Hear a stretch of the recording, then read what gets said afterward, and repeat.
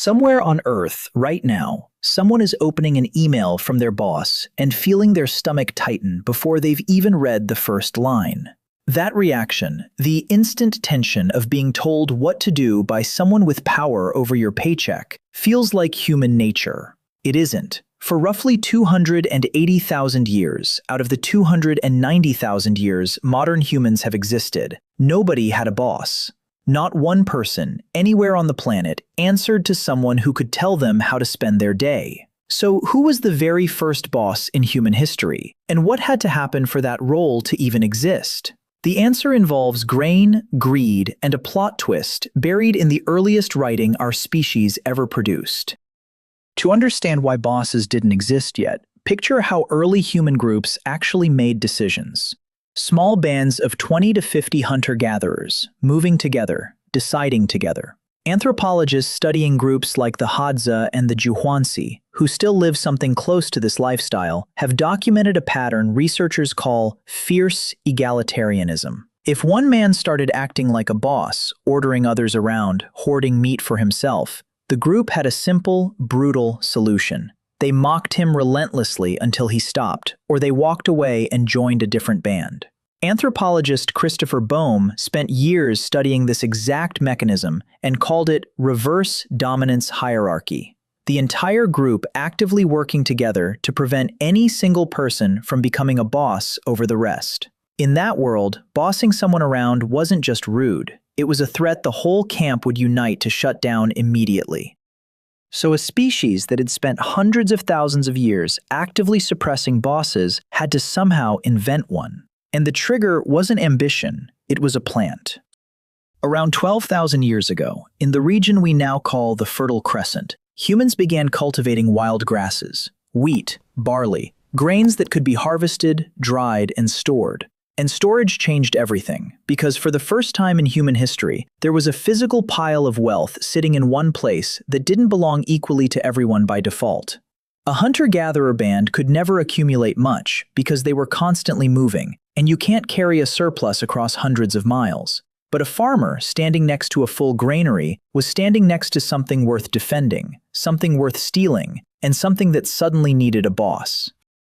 Because controlling a granary requires something no hunting party ever needed. Someone has to decide who gets how much grain, and when, and for what. Archaeologists excavating the earliest farming settlements in Mesopotamia have found that decisions showing up in the physical record, not as a job title yet, but as architecture. Larger storage buildings placed near larger houses, seals and tokens marking ownership of specific quantities of grain. And here's the detail almost nobody expects, the one that should genuinely stop you. Those clay tokens and seals evolved into cuneiform, the very first writing system in human history, which means the first written records humans ever produced weren't stories, weren't prayers, weren't poetry. They were payroll records, receipts, tallies of who owned what and who owed what to whom. Before humans ever wrote down a single myth or a single love letter, they wrote down exactly how much grain each worker was owed. Civilization's first book wasn't once upon a time, it was closer to an invoice.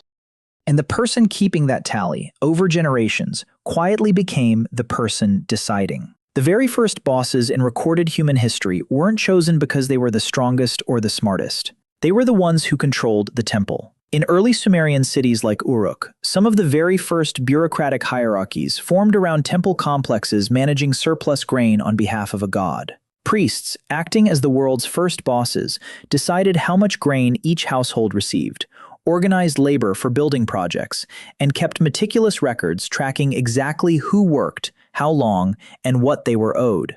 Assyriologists studying these tablets have found something that looks eerily like a modern payroll system: workers' names, days worked, rations distributed as payment. One of the very first documented boss and worker relationships in human history, thousands of years before the word job existed, all made possible by one storable grass and the person who figured out how to count it.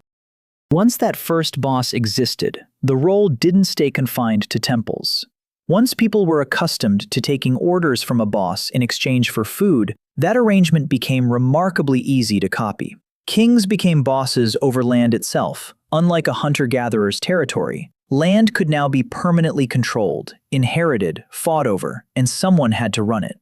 Skeletons excavated from early Mesopotamian and Egyptian sites tell a story written records leave out. Laborers working under a boss show measurably more physical stress, repetitive strain injuries, and malnutrition than the hunter-gatherers before them. So here's the real question, the one that actually matters more than who the first boss was. Why did anyone agree to this? Hunter-gatherers had spent nearly 300,000 years violently rejecting the very idea of a boss. So what changed? The honest answer isn't that people suddenly liked being ordered around. It's that the boss controlled something hunter-gatherers never had to worry about. And once you have it, you don't want to lose it. Certainty. A hunter-gatherer's food supply depended on skill, luck, weather, and the health of the local land. Unpredictable, but flexible. Because if it failed, you simply moved. A farmer tied to a granary controlled by a temple gave up that flexibility, but got something in return. A guaranteed ration, rain or shine, good hunt or bad, as long as they showed up and did what the boss said. Hunter-gatherers had freedom, farmers had security, and across a species that had just survived droughts, famines, and generations of genuine uncertainty, security turned out to be a trade almost everyone was eventually willing to make, one bad harvest at a time, without ever voting on it as a group.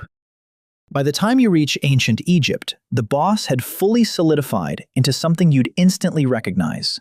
Overseers, a title archaeologists have found inscribed directly onto tomb walls, managed teams of laborers, building pyramids, tracking attendance, assigning tasks, and docking rations for absence. Records from the village of Deir el-Medina document what may be the earliest recorded labor strike in human history. Workers refusing to continue because their rations hadn't arrived on schedule. Bosses, and people pushing back against bosses, have existed together for as long as bosses have existed at all. So think about the actual chain of accidents required to invent your boss. Not evolution rewarding some innate human desire to dominate others, the opposite actually.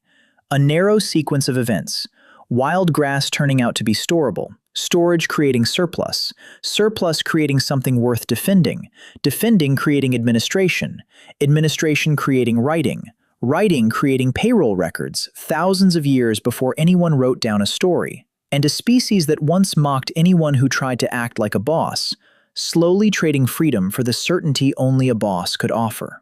Christopher Boehm's research suggests our brains never actually evolved to enjoy taking orders. The instinctive tension you feel opening a demanding email may be the exact same ancient alarm system that once helped a hunter-gatherer band identify and shut down a would-be boss within their group.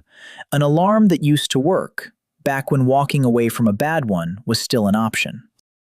Because that's the piece we lost between the granary and the office.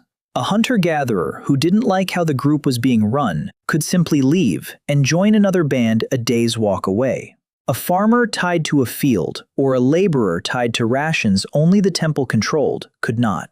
The first boss wasn't created by force. He was created by a trade, freedom for certainty, and by people who could no longer walk away from a system they'd already invested everything into.